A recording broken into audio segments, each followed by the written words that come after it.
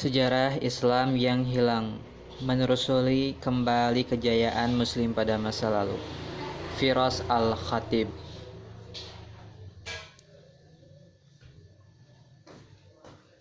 Bab 1. Arab pra-Islam. Daratan Hijaz yang bergunung dan kering bukanlah lingkungan yang memberi kehidupan yang cukup. Terletak di bagian barat semenanjung Arab, daerah ini dapat dilukiskan dengan dua kata, kering dan panas. Pada musim panas suhunya bisa mencapai 37 derajat Celcius dengan kelembapan rendah. Jauh ke arah timur, bukit-bukit pasir menandai daratan tanpa ada tumbuhan hijau atau pemukiman tetap. Tetapi dari daratan yang kejam ini, pada awal 600-an Masehi bangkit sebuah gerakan baru. Gerakan ini akan mengubah haluan sejarah semenanjung Arab dan dunia. Geografi. Luas semenanjung Arab lebih dari 2 juta kilometer persegi dari pojok barat laut benua Asia, letaknya yang di antara Asia, Afrika, dan Eropa. Membuat tanah ini memiliki hubungan unik dengan 3 benua dunia lama. Sekalipun posisinya strategis, Arab diabaikan sebagian besar orang luar. Orang Mesir kuno memilih meluaskan wilayah ke bulan sabit, subur, dan Nubia daripada ke padang pasir Arab. Alexander Agung yang melintasinya pada 300-an sebelum Masehi dalam perjalanan ke Persia dan ke India. Kekaisaran Romawi yang hebat mencoba menginvasi ke semenanjung ini melalui Yaman pada 20-an sebelum Masehi, tetapi mereka tidak mampu beradaptasi dengan kerasnya daratan ini sehingga gagal menguasainya. Hampir tidak ada yang bisa menyalahkan orang luar bila mengabaikan semenanjung Arab. Iklim keringnya sangat tidak ramah. Bahkan bagi para suku nomaden yang tinggal di sana, angin muson membawa hujan musiman ke pantai selatan semenanjung pada musim gugur. Tetapi hujan ini tertahan oleh daratan yang naik sehingga tidak pernah bisa sampai ke gurun Arab. Akibatnya sebagian besar semenanjung tetap kering sepanjang tahun. Palung kering yang disebut wadis memanjang sepanjang daratan, tetapi hampir tidak bisa dikenali sebagai sungai. Saat awan berkumpul dan turun hujan, wadis menjadi jalur air yang mengalir dan bermanfaat, yang penting bagi pertumbuhan tanaman musiman, sehingga bisa berkembang di daratan kering ini. Tetapi begitu musim hujan berakhir, wadis kembali ke keadaan biasanya, kering dan tidak bermanfaat sebagai sumber air. Yang lebih bisa diandalkan adalah oasis, daerah subur kecil yang dikelilingi gurun yang sangat luas. Oasis bisa menjadi tempat tinggal komunitas kecil atau tempat singgah orang yang bepergian. Tetapi oasis jarang bisa menunjang masyarakat maju dan besar. Suku Arab. Kebudayaan cenderung dibentuk oleh lingkungan tempatnya berkembang, tidak terkecuali kebudayaan Arab. Segala hal tentang kehidupan orang Arab didasarkan pada lingkungan keras tempat ia tinggal. Karena ketidakmampuan gurun mendukung kebudayaan bermukim, orang Arab terus-menerus berpindah untuk mencari daerah subur bagi kelompoknya. Salah satu teori etimologi sebutan Arab bahkan mendasarkan bahwa kata itu sendiri berakar dari istilah bahasa Semit yang berarti berkelana atau nomaden.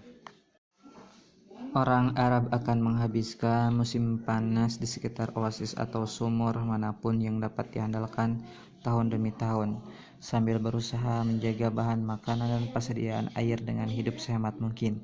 Setelah melewati musim panas, mereka akan bermigrasi ke selatan dekat Yaman, tempat turunnya hujan pada musim semi dan tanah subur untuk ternak mereka. Tumbuhan itu menyediakan cukup makanan bagi kawanan domba, kambing, dan unta untuk hidup sepanjang musim dingin. Saat orang-orang mendirikan tenda dan permukiman sementara, saat hujan berhenti dan musim kering Mulai lagi pada musim semi, orang Arab kembali ke oasis dan sumur untuk musim panas berikutnya. Siklus keras ini menjadi normal bagi suku Arab nomaden sejak lama sekali dan tetap dijalani orang Arab Baduy yang masih hidup di padang pasir Arab. Padang pasir Arab bukanlah tempat untuk sendirian. Dengan begitu, banyaknya ancaman terhadap keberlangsungan hidup orang Arab. Kerjasama komunitas sangatlah penting. Ketergantungan pada kerabat merupakan garis pertahanan pertama dalam melawan kelaparan dan panas yang terus-menerus mengancam keberlangsungan hidup. Keluarga diharapkan bisa berbagi bahan makanan serta tempat untuk berteduh, dan konsep individualisme murni sangat tidak disukai. Dalam masa Arab pra-Islam, keramahan sangat penting sehingga tamu di rumah orang Arab dijamin keamanan dan pelindungannya selama paling tidak 3 hari. Bahkan sebelum ditanya mengapa ia datang ke sana, tradisi ini selanjutnya diperkuat oleh Nabi Muhammad SAW yang mengatakan seorang tamu berhak dijamu selama 3 hari. Keluarga dan sampai tingkat tertentu, suku menjadi unit terpenting dalam masyarakat Arab. Sekelompok keluarga bepergian bersama-sama dan disebut kabilah atau klan. Beberapa klan membentuk suku yang dipimpin oleh seorang kepala suku yang disebut syekh. Identitas dan asal suku sangat penting dalam dunia Arab pra-Islam.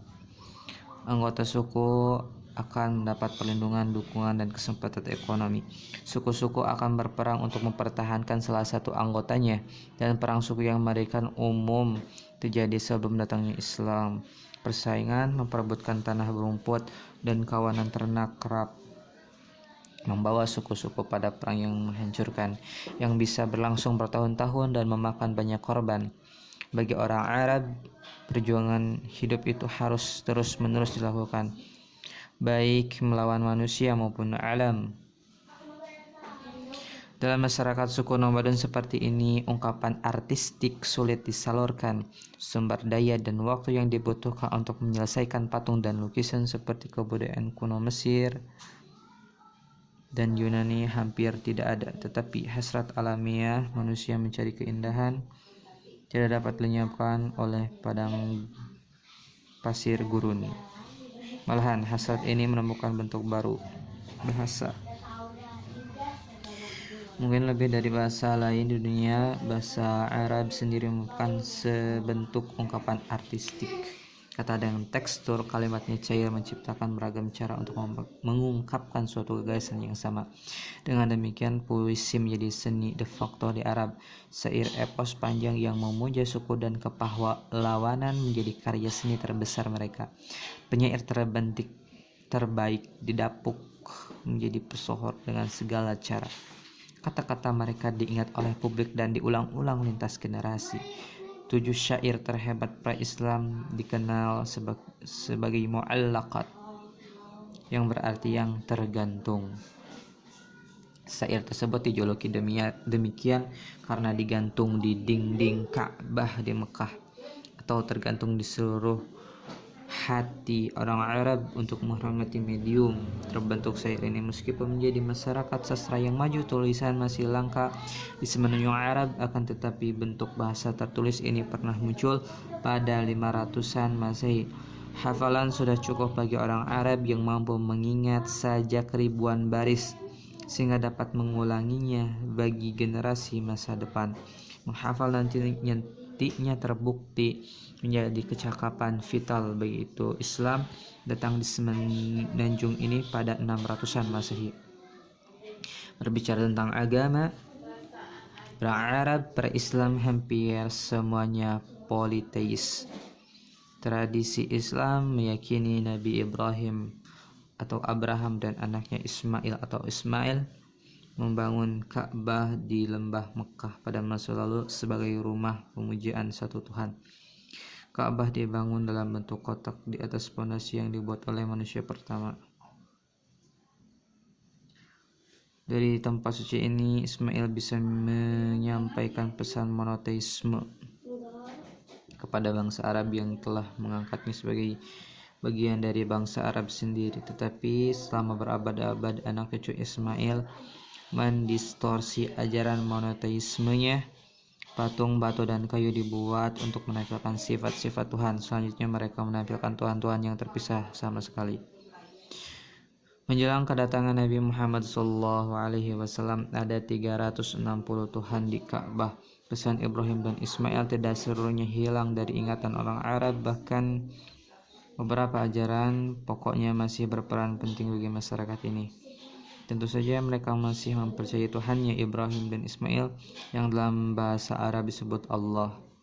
Tetapi mereka yakin bahwa Allah hanya salah satu dari banyak Tuhan yang ditampilkan lewat patung. Sistem kepercayaan ini melenceng jauh dari monoteisme ketat yang diajarkan kedua nabi tersebut, serta mencerminkan pengaruh agama Sumeria ke bagian utara. Masyarakat Kristen dan Yahudi yang terisolasi masih ada di semenanjung Arab dan juga menghormati nabi-nabi tersebut, tetapi itulah ujung kesamaan mereka. Penganut monoteisme yang tersebar di Arab cenderung menghindari asimilasi penuh dengan penganut politeisme Arab dan malah menciptakan masyarakat yang picik. Tetangga Arab, meskipun berada jauh di gurun semenanjung Arab, jauh dari kebudayaan yang lebih maju, bangsa Arab tidaklah terisolasi dari para tetangganya sama sekali. Bangsa Romawi telah menjadi adik kuasa regional di sepanjang perbatasan utara semenanjung pada dekade awal Masehi dengan memadamkan banyak pemberontakan Yahudi di provinsi Suriah, Palestina. Romawi menegakkan kembali kendali mereka di wilayah tersebut. Bagi bangsa Arab Baduy, hal ini berarti hadirnya mitra dagang yang kaya dan kuat di sebelah utara. Para pedagang secara berkala melintasi bagian barat semenanjung dari Yaman di selatan menuju Suriah di utara dengan memperdagangkan barang-barang dari tempat-tempat jauh seperti India dan Italia. Bangsa Romawi sudah puas bertahan di daerah yang lebih ramah dan familiar di bulan sabit subur dan membiarkan bangsa nomaden Arab melanjutkan perdagangan ke daerah-daerah yang lebih jauh. Di sebelah timur Laut Arab terdapat plato Iran. Kebangkitan dinasti Sassanid di Persia pada 200-an Masehi menghadirkan persaingan panjang antara Romawi dan Persia yang akan berdampak kepada bangsa Arab. Batas antara dua kekaisaran itu berubah-ubah, tetapi biasanya ada di gurun Suriah, semenanjung Arab sebelah utara. Baik Romawi maupun Persia berusaha untuk mendapatkan keunggulan dengan memanfaatkan suku-suku Arab biasanya yang telah memeluk agama Kristen sebagai wakilnya. Bersemangat memanfaatkan konflik ini untuk kepentingan sendiri. Persekutuan dua suku Arab pun berkembang menjadi negara sekutu demi kekuatan besar. Penguasa Ghassanid mendirikan kerajaan dalam bentuk yang sekarang terdiri atas Yordania, Suriah, dan Palestina. Kerajaan itu berfungsi sebagai penyangga bagi Kekaisaran Romawi. Dengan cara yang sama, Lakhmids mengontrol Mesopotamia Selatan dan melayani Persia. Kedua kerajaan Arab ini sangat dipengaruhi oleh majikannya yang menghabiskan banyak dana untuk mempersenjatai daerah taklukannya dalam menghadapi musuh. Tetapi peperangan yang terus-menerus terjadi secara perlahan melemahkan seluruh pihak.